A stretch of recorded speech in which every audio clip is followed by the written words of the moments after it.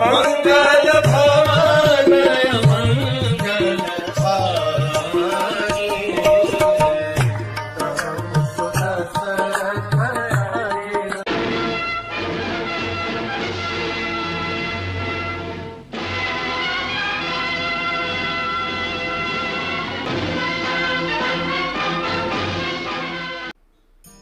हरे कृष्ण। ये दूसरी बार था कि पूरी लंका को चारों ओर से घेर लिया गया था और चारों ओर से लंका के ऊपर चढ़ाई हुई थी। पहली बार ऐसी चढ़ाई रावण ने स्वयं की थी जब लंका कुबेर के हाथ में थी। कुबेर से ईर्ष्या करते हुए रावण ने अपनी सारी राक्षस सेना को चारों गेट्स पर स्थित किया था और चारों ओर से कुबेर की लंका पर हमला बोल दिया। कुबेरा had fled in due course of time और उस समय रावण के हाथ में लंका लगी। Ravan was young, he was energetic। अभी राज्य करते करते रावण थोड़े से प्रौढ़ हो गए and Ravana had become complacent। कौन यहाँ पर आएगा, कौन मुझ पर अटैक करेगा। हालांकि शूर्पणखा ने रावण को कई बार कहा था, देखो अपने शत्रुओं से, आग से और अपने पापों से हमेशा बच के रहो। But Ravana was too much in liquor stupor to pay any advice और हीड टू शूर्पणखा's दिस एडवाइस। अब एक एक करके जब रावण डिफीट सहन करने लगे, रावण ने अपने सबसे महत्वपूर्ण योद्धा को भेजा, धूम्राक्ष। धूम्राक्ष इतने बड़े थे, वो जब चलते थे तो हर जगह पर केवल आंधी आती थी उनके पैरों के चलने से। लेकिन as soon as Dhumraksha came out of Lanka, Hanuman was waiting। Hanuman और धूम्राक्ष के बीच में एक बहुत ही घमासान युद्ध हुआ। धूम्राक्ष एक रथ के ऊपर, जिसे क्या गधों के द्वारा खींचा जा रहा था, ऐसे गधों के द्वारा खींचे गए एक रथ के ऊपर बैठ करके धूम्राक्ष बाहर आए। धूम्राक्ष जैसे ही लंका के गेट से बाहर आए, एक बड़े ही भयंकर राक्षस का कटा हुआ धड़, जिसका सर है ही नहीं, ऐसा धूम्राक्ष के रथ के सामने आकर के गिरा। धूम्राक्ष ने तुरंत अपने रथ को रोका। तब तक हनुमान जी वहां पर आए और उन्होंने धूम्राक्ष को 2 घूंसे जड़ दिए। धूम्राक्ष रील्ड इन पेन।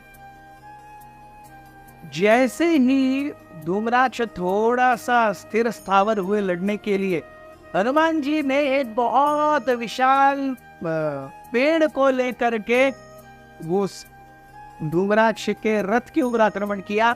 सारे गधे मर गए, धूम्राक्ष के सारथी मर गए, रथ टूट गया।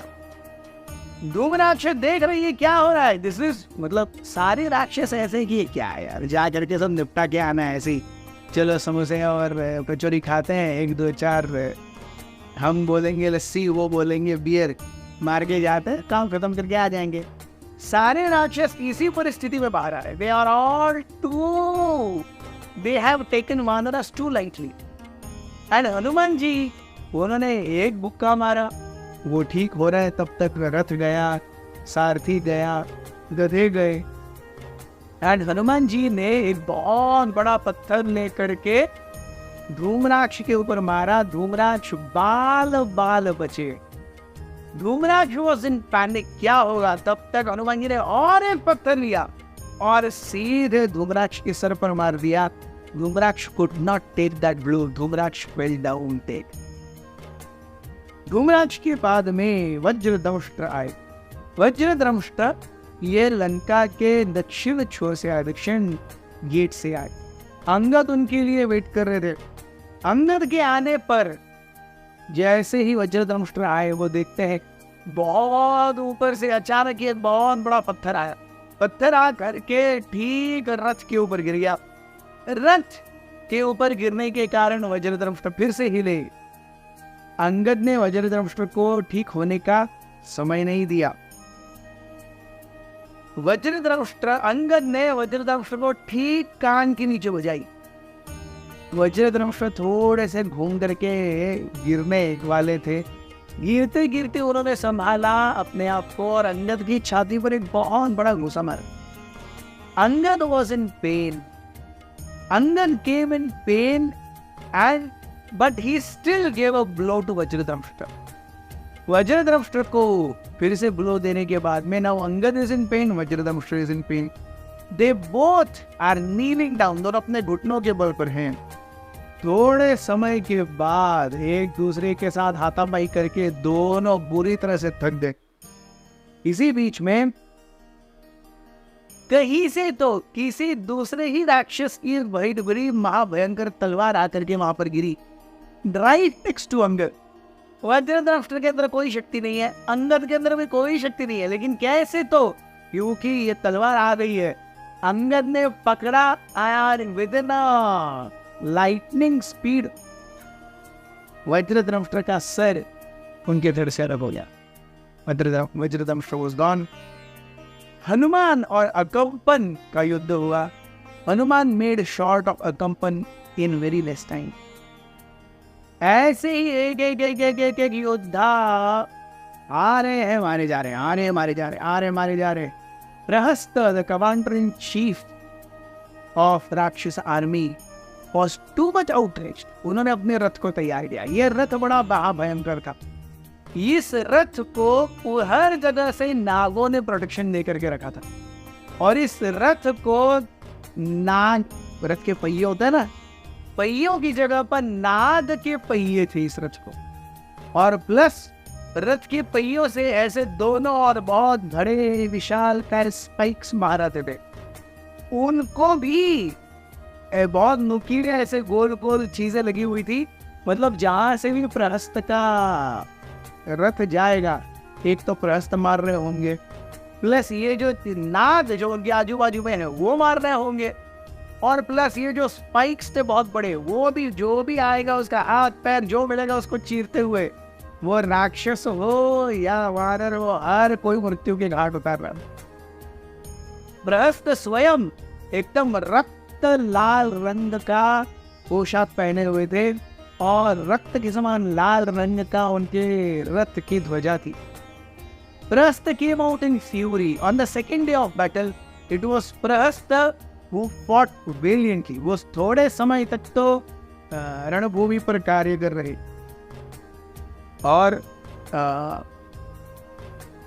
सारे वानरों के ऊपर प्रहस्त ने बहुत बाणों का प्रहार किया. बहुत सारे अनेक बाणों का प्रहार किया. वानरों की अवस्था ढीली होने लगी. यह देख करके नील आए. नील ने एक बहुत विशालकाय वृक्ष उखाड़ा जमीन से और प्रहस्त की ओर फेंका. प्रहस्त ने अपने हाथों से उस आने वाले पेड़ को दरकिनार कर दिया. इसके बाद में एक बहुत बड़े पत्थर को नील ने लेकर के प्रहस्त की ओर फेंका. प्रहस्त ने झुक करके उस पत्थर को डॉज किया. प्रहस्त ने नील ने मतलब नील ही अटैक कर रहे हैं, प्रहस्त अभी डिफेंडिंग मोड में ही है. नील तब तक और उछल गए और डायरेक्ट प्रहस्त के रथ के ऊपर जाकर के खड़े हो गए. नील के वजन से प्रहस्त का रथ टूट गया, रथ नीचे बैठ गया. नील और प्रहस्त के बीच में घमासान युद्ध होने लगा. प्रहस्त ने देखा कि नील बहुत ज्यादा एडवांस कर रहे हैं. प्रहस्त ने अपनी गदा से नील की छाती पर बहुत जोर से प्रहार किया. प्रहस्त धीरे धीरे आगे बढ़ने लगे. नील ने एक्चुअली प्रहस्त ने जब वार किया, नील घूम करके ऐसे गिरे क्योंकि हाथ में एक बहुत बड़ा पत्थर आ गया. अगला अटैक करते इसके पहले ही नील ने वो पत्थर उठाया और प्रहस्त के सर के ऊपर ऐसे बिठा दिया. प्रहस्त का सर ऐसे फूटा जैसे हम वो माता जी मिर्ची और अदरक वगैरह डालते हैं ना, उसको कूटने के लिए वो कूटने के साथ आग करके मारते जैसे फटता है अदरक, वैसे प्रहस्त का सर फट गया. Prahasta was dead. Second day evening, the entire Rakshas army returned back to Lanka leaderless. Their Senapati Prahasta was no more.